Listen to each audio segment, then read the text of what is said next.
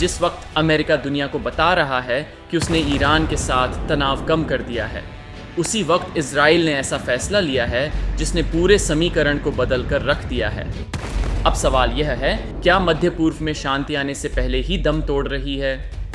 क्या अमेरिका और ईरान के बीच हुआ समझौता सिर्फ कागजों तक सीमित रह जाएगा?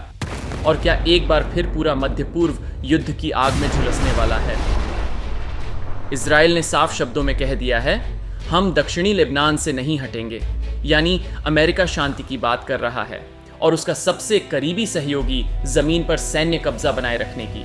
अब सवाल यह है कि आखिर दक्षिणी लेबनान में ऐसा क्या है जिसके लिए इजराइल पूरी दुनिया के दबाव को नजरअंदाज करने को तैयार है। लेबनान का वो इलाका जो बना नई टकराव की जड़। दक्षिणी लेबनान कोई साधारण क्षेत्र नहीं है। यहीं से वर्षों से हिजबुल्लाह और इजराइल के बीच संघर्ष चलता आया है। इजराइल का दावा है कि अगर उसकी सेना पीछे हट गई तो हिजबुल्लाह फिर से सीमा के पास अपने ठिकाने बना लेगा और उत्तरी इजराइल के शहर एक बार फिर मिसाइलों की जद में आ जाएंगे। इसीलिए इजराइल इस इलाके को एक सुरक्षा कवच के रूप में देखता है। नेतन्याहू सरकार का कहना है, पहले सुरक्षा की गारंटी, फिर वापसी की बात। लेकिन समस्या यह है कि इस तर्क को लेबनान और ईरान दोनों खारिज कर रहे हैं। ईरान क्यों भड़का हुआ है? ईरान के लिए लेबनान सिर्फ एक पड़ोसी देश नहीं, बल्कि उसके क्षेत्रीय प्रभाव का सबसे महत्वपूर्ण केंद्र है। हिजबुल्लाह को ईरान का सबसे ताकतवर सहयोगी माना जाता है। इसलिए जब इजराइल लेबनान में सैन्य मौजूदगी बनाए रखने की बात करता है तो तेहरान इसे सीधे सीधे अपने प्रभाव क्षेत्र को चुनौती मानता है। यही वजह है कि ईरान चाहता है कि इजराइल पूरी तरह पीछे हटे, और अगर ऐसा नहीं होता तो अमेरिका के साथ हुए किसी भी समझौते का राजनीतिक महत्व कम हो सकता है। अमेरिका की मुश्किल क्यों बढ़ गई? दिलचस्प बात यह है कि इस पूरे संकट का सबसे बड़ा दबाव अमेरिका पर है, क्योंकि अमेरिका ने खुद को मध्यस्थ के रूप में पेश किया था। उसने दावा किया था कि वह क्षेत्र में स्थिरता ला सकता है, लेकिन अब उसके सामने एक अजीब स्थिति खड़ी हो गई है।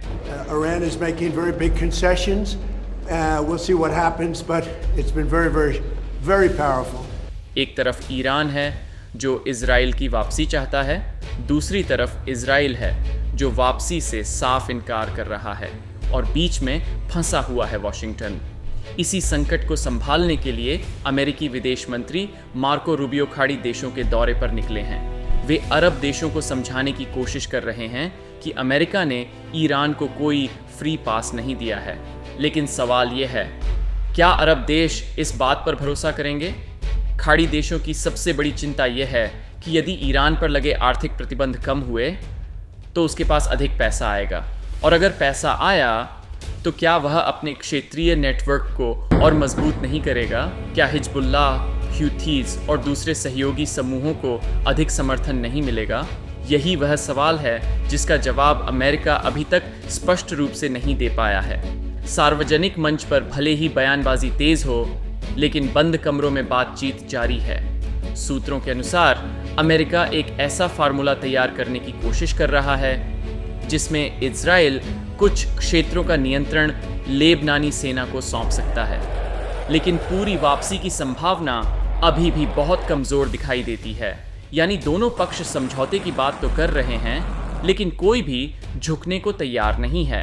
अब पूरी दुनिया की नज़र सिर्फ एक सवाल पर टिकी है, क्या इजराइल और ईरान के बीच यह टकराव अमेरिका की पूरी शांति योजना को विफल कर देगा? क्योंकि इतिहास गवाह है, मध्य पूर्व में युद्ध अक्सर एक छोटी चिंगारी से शुरू होते हैं और फिर पूरे क्षेत्र को अपनी चपेट में ले लेते हैं। आज वह चिंगारी दक्षिणी लेबनान बन चुका है। अगर यहाँ समझौता नहीं हुआ तो आने वाले महीनों में मध्य पूर्व फिर एक बड़े संकट की तरफ बढ़ सकता है। तो क्या अमेरिका का शांति मिशन सफल होगा? क्या नेतन्याहू पीछे हटेंगे? क्या ईरान अपनी शर्तों में नरमी दिखाएगा? या फिर लेबनान का मोर्चा पूरे मध्य पूर्व को एक नई टकराव की ओर धकेल देगा? आपकी क्या राय है? कमेंट करके ज़रूर बताइए। वीडियो पसंद आया हो तो लाइक करें, शेयर करें और थिंक इट.टुडे को सब्सक्राइब करना न भूलें। धन्यवाद।